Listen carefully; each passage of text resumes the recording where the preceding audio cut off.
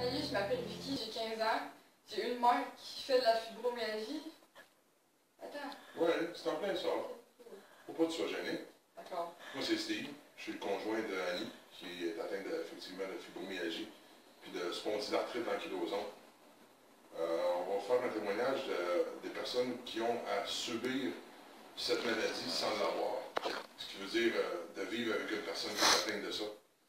Souvent, on a des témoignages de personnes qui ont cette maladie, puis souvent, ils ne sont pas crus malheureusement parce que souvent, le monde pense que c'est un mal imaginaire, puis que c'est dans leur tête, puis ouais, il y en a une partie dans leur tête, mais c'est parce qu'ils ont des nerfs aussi dans leur tête, ils ont des nerfs partout dans le corps, puis ça fait mal partout, de la pointe des cheveux jusqu'à la grosse orteil.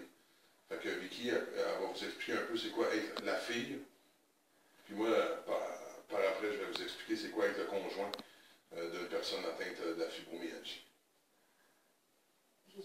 Bon, ben moi, je sais pas vraiment c'est quoi avoir une mère en santé. J'ai comme toujours eu ma mère malade. Mais c'est sûr que ça implique comme plus de responsabilité, plus d'inquiétude, mais ça reste que c'est comme dans mon quotidien. Tu sais, j'ai jamais eu moins de choses à faire qu'en ce moment. Puis ben, tu sais, des fois tu t'en vas à l'école, tu es comme inquiète parce que tu sais pas si ta mère va être correcte ou pas.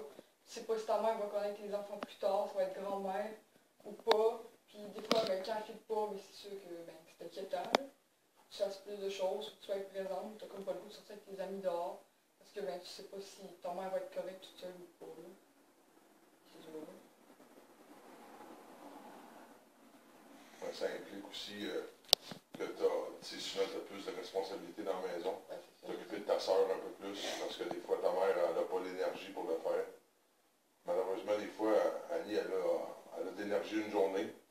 Elle fait tout un paquet d'affaires, puis après ça, elle a 2 semaines à essayer de récupérer l'énergie qu'elle avait pour une journée. Ça, c'est pas facile.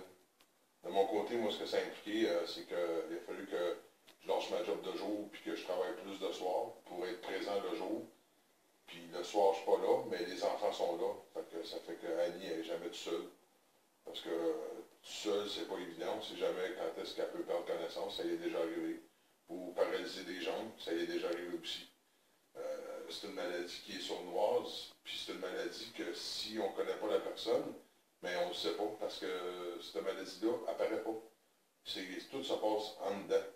Mais je peux vous confirmer quand on vit avec une personne qui a cette maladie, c'est vraiment, on va éviter le mot, là, mais c'est vraiment une méchante maladie.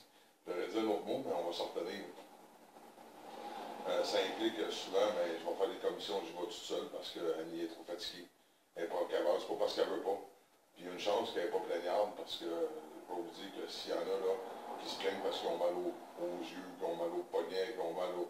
Oh, je suis fatigué, mais je vais vous dire, là, prenez donc cette maladie-là, juste une coupe d'heure, puis on verra voir qui est fatigué à la fin de la journée. C'est ça, c'est vraiment pas évident. Mais au-delà de la maladie, mais il y a une personne, puis cette personne-là, ben, on l'aime, on est capable de passer par-dessus ça, puis de vivre avec.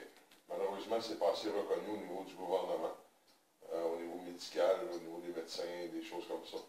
Il faudrait que ça soit reconnu parce que ces personnes-là ne sont pas capables de travailler, même s'ils voudraient. Souvent, ils ont le vouloir, mais ils n'ont pas le pouvoir. Ils essaient de travailler, mais ils n'ont pas l'énergie, ils ne peuvent pas être debout trop longtemps, ils ne peuvent pas être assis trop longtemps, ils ne peuvent pas être couchés trop longtemps. Annie, souvent, adore, la période qu'elle adore, c'est souvent entre 8 h le matin et midi. Sinon, la nuit, elle ne dort pas. On va prendre les médicaments qu'elle voudra, ça ne dort pas pareil, parce qu'elle a toujours mal. On a essayé plusieurs traitements, du Symphony.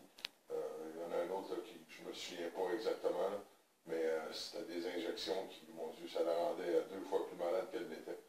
On est obligé d'arrêter ces traitements-là. Il n'y a pas vraiment grand-chose. Malheureusement, c'est une maladie qui est dégénérative. Tout ce qu'on peut faire, tout ce que les médicaments font, c'est de la ralentir. Il n'y a rien qui peut la guérir pour l'instant. Tout ce que ça fait, c'est de ralentir le processus de la maladie, puis espérer qu'elle ne se ramasse pas en chaise roulante tout de suite, puis que, éventuellement, c'est sûr que souvent j'ai dit que ça va venir à ça. J'aime autant qu'à se le mettre dans la tête, parce qu'éventuellement, c'est ça qui va arriver. C'est sûr, parce que cette maladie-là, comme j'ai dit, elle est dégénérative. Tant aussi longtemps qu'ils n'auront pas de traitement pour arrêter la maladie, c'est l'avenir qui attend toutes les personnes atteintes de cette maladie. Puis tant aussi longtemps que le gouvernement ne reconnaîtra pas cette maladie-là, mais d'après moi, ils ne seront pas capables de trouver de traitement pour ça. Donc, en attendant, mais on vit avec, puis on se bat contre la maladie, puis on se bat contre le gouvernement. C'est double bataille. Puis souvent, mais cette personne-là, ben, qui ont cette maladie-là, n'a pas l'énergie de se battre toute seule. Fait que ceux qui sont tout seuls avec cette maladie-là, ben, malheureusement, souvent, ne passent pas au travers.